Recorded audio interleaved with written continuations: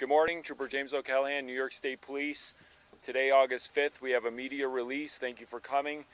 We have a double, which looks like a fatality, obviously still under investigation. It's early, this just happened last night, actually just before midnight on the 4th. With that being said, we can only answer so many questions. The scene is fairly large. The captain's going to go over that aspect of it.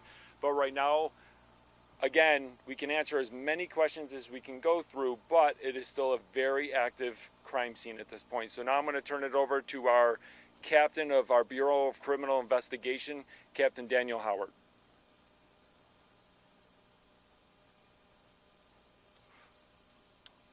Good morning, and thank you for coming. Again, I am Captain Daniel Howard of the Troop A Criminal Bureau of Investigations. On August 4th, 2025, at approximately 11:27 p.m., troopers from SP Collins were dispatched to the area of White's Drive in the town of Perrysburg, Cattaraugus County, which is located on the Cattaraugus Indian Territory of the Seneca Nation of Indians. At that location, the Bureau of Criminal Investigations from SP Collins and other Troop A members began investigating the report of two deceased males, one age 23 and one age 18, both residents of the Seneca Nation of Indians, Cattaraugus Territory. The incident occurred again in a large area throughout the White's Drive.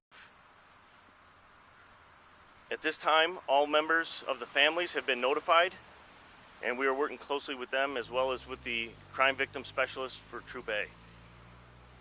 Our area of investigation remains active, but we believe at this time there is no active threat to the public. We continue to investigate, and again, we believe there may be charges pending in the future. State Police were assisted on scene by members of the Seneca Nation of Indians Marshals, by the Cattaraugus County Sheriff's Department, the Erie County Sheriff's Department, the Gowanda Police Department, and the Gowanda Fire and EMS. Additionally, we received support from the Seneca Nation's President J.C. Seneca.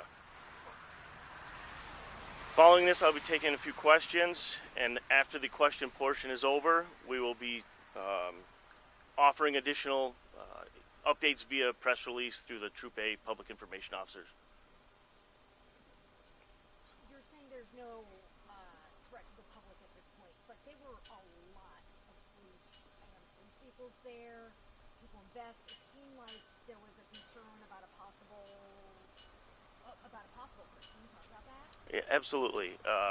As in any situation like this where there's multiple victims, we're always going to try to respond with every asset available until we truly grasp the situation and understand what we're investigating. This was the case in this situation as we had multiple scenes, all within the White's Drive area, but we were not aware at that time if we had, many shooters, many more victims, etc. So we responded to the scene with every asset that we and our partnering agencies could provide until we got comfortable with the scene and knew what we were investigating. Sorry, did you say that there was a suspect in custody involved with this incident, or is that still being investigated? At this time, there is no suspect in custody. We may have charges pending as the investigation unfolds, but at this time, no one is in custody. However, I would like to reiterate that there is no threat to the public. So is this a murder-suicide, or? At this point, it's too early to determine exactly what the cause and manner of death are. At 1 o'clock today, our forensic investigative unit will be working with our pathologist at Olean General Hospital to complete a post-mortem examination to determine that cause and manner of death. And at that time, again, Trooper O'Callahan will be able to provide further through our NYSP news outlet webpage. But fair to say there's not a manhunt? That is correct. No, we are not looking for any active suspects at this point, but again, it is actively being investigated. We have multiple scenes that are being investigated throughout quite a large area, both on White's Drive and at an additional location on the Cattaraugus Territory. Can you talk about the two scenes, like how far apart? It looked like the car was one of them. Correct. It appears that the initial incident occurred in one location, and then a vehicle was driven from that scene, and approximately 1,200 feet from that scene is where the car was located.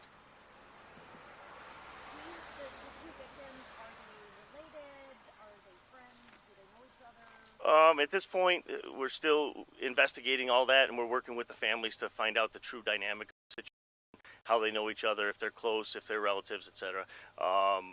You know, again, more of that will come in the future, but at this point, we are still putting all the finalization on that part of the investigation. I'm sorry, can you clarify how this car came about? Where did this car come from? The car belonged to one of the victims, one of the deceased victims. There was a third victim who was treated for minor injuries at ECMC. However, he's already been released and is cooperative with the investigation. Okay, so when the release says that the troopers out of the post responded to the area for a shooting, fair to say then both were shot to death? That's correct, yes. Both are gunshot victims. And were they deceased upon arrival, or? Yes, by the time law enforcement and emergency response personnel from the medical services arrived, both of the victims, were already deceased, and the third was treated for his wounds and transported by Gwanda EMS. Not a deceased victim, just an injury. He had minor injuries. He went to ECMC, and he's since been released. Are you allowed to disclose whether that particular individual is subject to those charges that you were? At this time, we don't have any charges pending on anyone. It's an active investigation, and anything we uncover could result in charges being filed. But at this point, we're looking at every party that was present at any part of the events that occurred throughout the evening leading up to the shooting, which occurred again around the 11:27 hour when it was reported. The third person, were they shot? They had injury. At this time, I can't specifically say. I have not personally seen the medical records, but we have investigators that are working with the hospital staff, as well as interviewing the individual who had the injury. But it is non-life-threatening, and again, he has been released at this time. And that's another male? Yes, it is. It's another 23-year-old male, also from the Seneca Territory. So from judging with the vehicle, one of the victims drove up to that scene, shooting took place there, and then that's kind of how everything unfolded. There's just one scene specific with the shooting, but someone coming into the scene, right? As far as the beginning of your question, we're still working through those specifics as far as how they all arrived there, whether one drove or they all drove together. But yes, the shooting occurred at one end of White's Drive, and then after the shooting, the vehicle traveled to the location where it was located on the other end of White's Drive. And then there was another shooting, or there was just one shooting? No, there was only one shooting incident location, and that's probably approximately quarter mile to a half mile from Indian Hill Road down White's Drive. I guess how unusual or unique is this, something to happen like this on the reservation? We know it's tragic, obviously, but how would you characterize that? Certainly tragic. As far as unique, maybe in the world today we're seeing more and more of this. We don't see that much of this type of incident, specifically homicide or shooting incidents with significant or fatal results on the Seneca Territory. A lot of that, I believe, the local law enforcement as well as the marshals and the leadership at the Seneca Nation, they do their best to try and maintain as much of a good living environment as they can. Around like 8:30, we saw a body being brought out to the coroner's car. Was that just uncovered at that time, or why was that still there after this event took place at 11:30 last night? I'm not certain which of the victims would have been transported at that point. I don't have a specific timeline in front of me to be able to say which one or from what scene that was at. These investigations are very dynamic. They take a significant amount of time. There's oftentimes search warrants that need to be authored and applied for in front of a justice. Getting people from different units, different agencies, the coroner's office, everybody needs to come together in order to make the investigation happen and to do the removal properly so that nothing is missed that could hurt the investigation at a later point. And Just for us, can you just walk through the response again? Talk about, when you got the call, the investigation that went into it that led to your discovery that you're laying out right now. Certainly, a 911 call was made at approximately 11:27 p.m. last night on August 4th. Multiple law enforcement agencies responded. The New York State Police out of SP Collins, the Erie County Sheriff's Department, the Cattaraugus County Sheriff's Department, and the Gowanda Police Department all responded, as did the Seneca Nation of Indians Marshals from the Cattaraugus Territory. They all responded not knowing exactly what we had, but a report of gunshot victims.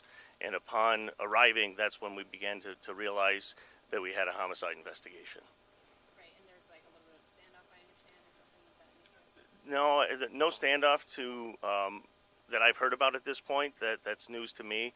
I would say at any incident, there's always some information that gets misconstrued or misspoken. The old phone tree game that gets played in kindergarten, right? So that's news to me about any standoff. No struggle. And again, we have no one that's turned himself in. There's no suspect that's in custody at this time. Right, so when you get on the scene there, who made that call? How did you guys know, was it someone in the house? At this point, I believe, and again, I do not have that right in front of me, but I believe it was a family member of one of the victims who made a call, and it might have even been through an additional family member that they went to another house to make that call. So it wasn't someone who was in the house, or was that a family member of one of the victims? Correct. With the multiple scenes, the shooting occurred at one end of the road. They responded to the residence of one of the victims, and following their response to that home, in the moments immediately following that is when the call came in. And forgive us just for another clarification here. Did you clarify if this was domestic of any nature or anything like that? We have nothing to point in that direction at this time. However, the investigation is still active, and we're conducting many more interviews before we're complete. Just to get the logistics of it, we were over at White and Indian Hill, and the car was there. So it happened at the other end of White? Correct. If you would have traveled past the vehicle that you were able to see from Indian Hill, approximately another 1,200 feet is where the shooting incident actually occurred. Any idea how many shots were fired for this? I can say I don't have an exact number, but there were multiple rounds. A minimum of 9 shots were fired at the incident scene. Have you recovered a weapon? We have a weapon, and we have several spent casings, but until we're fully done processing all the scenes, I don't want to give a specific number. But one weapon. One weapon has been recovered at this time, correct.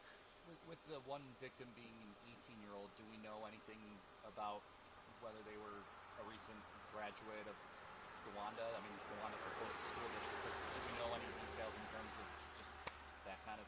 I don't have that at this time. I know we'll be looking into that and coming up with anything we can for possible motive. But at this time, we do not have, or I do not have that information to provide. And the family, just everyone's cooperating in proper fashion. Correct. We've had a tremendous level of support and cooperation from everybody involved, from all the families, from the Seneca Nation leadership with President J.C. Seneca, as well as the Seneca Marshals and all of our partnering law enforcement community. One more question at this time, and then as I said before, Trooper O'Callahan will be offering further updates as we get information that we can provide.